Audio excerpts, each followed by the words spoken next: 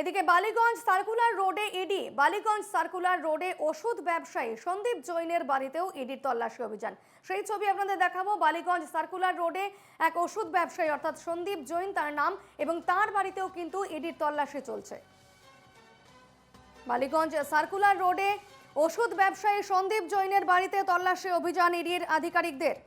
রোগী কল্যাণ সমিতির চেয়ারম্যান আরজি করের সুদীপ্ত রায় তার বাড়িতেও এবং তার নার্সিংহোমেও তল্লাশি চালায় ইডি আধিকারিকরা, এবং বালিগঞ্জে ওষুধ ব্যবসায়ী সন্দীপ জৈনের বাড়িতেও ইডির তল্লাশি চলছে।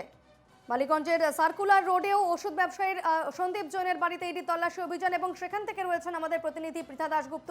সরাসরি কথা বলবো পৃথার সঙ্গে। পৃথা, এই মুহূর্তে ঠিক কি ছবি সেখানে?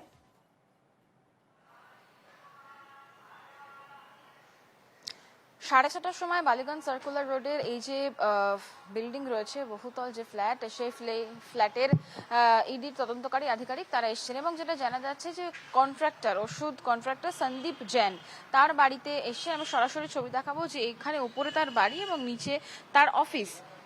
যেটা মূলত অভিযোগ উঠছে যে সন্দীপ ঘোষ ঘনিষ্ঠ এই ব্যবসায়ী প্রথমত, দ্বিতীয়ত যে বিভিন্ন টেন্ডার, সেই টেন্ডার বিভিন্ন জায়গার সরকারি হাসপাতাল হোক বেসরকারি হাসপাতাল হোক, যে টেন্ডার সেই টেন্ডার নেওয়ার কাজ কিন্তু এই সন্দীপ জৈন তিনি করতেন। শুধু তাই নয়, এর আগে হাওড়া থেকে যে দুজনকে গ্রেফতার করা হয়, বিপ্লব সিং এবং সুমন, তাদেরকে জিজ্ঞাসাবাদ করেই কিন্তু এই সন্দীপ জৈনের নাম পাওয়া যায় বলে প্রাথমিকভাবে জানা যাচ্ছে। এবং শুধুমাত্র তাই নয়, যেমনটা বললাম, এর আগেও সন্দীপ ঘোষের বিরুদ্ধে যে অভিযোগ ছিল যে বেআইনিভাবে টেন্ডার পাইয়ে দেওয়া, এবং যেখানে ওষুধ প্রস্তুতকারী যে সংস্থা রয়েছে, শুধু ওষুধ প্রস্তুতকারী সংস্থার মধ্যে ওষুধ রয়েছে, বেশ কিছু যন্ত্র অর্থাৎ যে মেশিনারিজ রয়েছে, সেই সমস্ত মেশিনারিজ যা দামে কেনা হতো তার চেয়ে অনেক বেশি দামে বিক্রি করা হতো, এবং সেটা শুধু সরকারি হাসপাতাল নয় বেসরকারি হাসপাতালে, এবং সেই বাবদ বেশ কিছু টাকার শতাংশ অর্থাৎ কাটমানি সেটা সন্দীপ ঘোষ তিনিও পেতেন। এবং শুধুমাত্র তাই নয়, যে সমস্ত টেন্ডার, সেই সমস্ত টেন্ডার একযোগে তিনি মোটামুটি অর্থাৎ সন্দীপ জৈনই কিন্তু চালনা করতেন, এমনটাও কিন্তু সূত্র মারফত জানা যাচ্ছে। আজকে সকালবেলা 6:30 নাগাদ ইডির তদন্তকারী আধিকারিকরা আসেন এই যে রাধা নিকেতন, আমার চিত্র সাংবাদিক সুরজিৎ দেখাচ্ছে রাধা নিকেতন, এই যে বহুতল ফ্ল্যাট রয়েছে রোল্যান্ড রোডে, সেখানে আসেন। এবং গ্রাউন্ড ফ্লোরে যদি তুমি ভালো করে দেখো সেক্ষেত্রে দেখতে পাবে যে গ্রাউন্ড ফ্লোরে অফিস রয়েছে, কাঁচের দরজা, সেখানেই ইডি তদন্তকারী আধিকারিক তারা সকাল 6:30টার সময় আসেন, এবং সন্দীপ জৈন তাকে ডেকে পাঠানো হয়।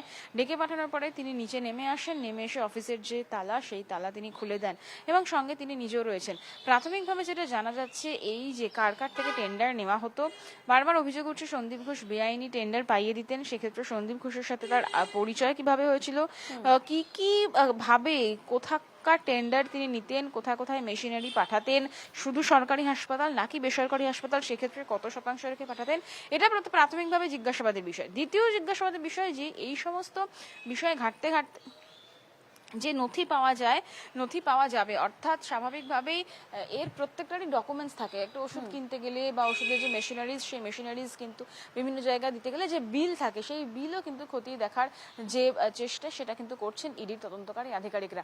কেন্দ্রীয় বাহিনী একদম সামনে, এই রাধানিকেতনের নিচে যেখানে অফিস, তার সামনে কেন্দ্রীয় বাহিনীর জওয়ান তারা মোতায়েন রয়েছেন, যাতে কোনো ধরনের কোনো অপ্রীতিকর ঘটনা না ঘটে। এবং প্রায় 7:30, 8:30, 9টা অর্থাৎ 2.5 ঘন্টা হয়ে গিয়েছে জিজ্ঞাসাবাদের যে প্রক্রিয়া, সেই প্রক্রিয়া চলছে। এবং শুধুমাত্র তাই নয়, নথি সংগ্রহের কাজও কিন্তু ইডি তদন্তকারী আধিকারিকরা চলছে। এটা একটা লং প্রসেস হবে এমনটাই মনে করা হচ্ছে, কারণ একদিকে যেরকম বাড়ি, অন্যদিকে এই অফিস, অর্থাৎ এই যে অফিস জানা যাচ্ছে সন্দীপ ঘোষের, যে অফিসে এই মুহূর্তে ইডি রেড চলছে, সেই অফিসের নাম হচ্ছে শ্রী ইয়াশ ট্রেডিং কোম্পানি, অর্থাৎ SYTC, Shri Yash trading company. সেই ওষুধ কন্ট্রাক্টর, ওষুধ ব্যবসায়ী, তার যে office Shri Yash trading company, সেখানেই ইডি তদন্তকারী আধিকারিকরা প্রবেশ করেছেন। 2.5 ঘন্টা ধরে তারা তল্লাশি অভিযান করছেন, জিজ্ঞাসাবাদের প্রক্রিয়া চলছে, এবং যত বেলা বাড়বে ততই কিন্তু পুরো বিষয়টা ক্লিয়ার হবে যে এই জিজ্ঞাসাবাদ থেকে কি কি উঠে এলো, কি কি নথি সংগ্রহ করলেন ইডির তদন্তকারী আধিকারিকরা, পুরোটাই কিন্তু এই খবরে আপডেটে আমাদের নজর থাকবে। আপাতত ধন্যবাদ পৃথা।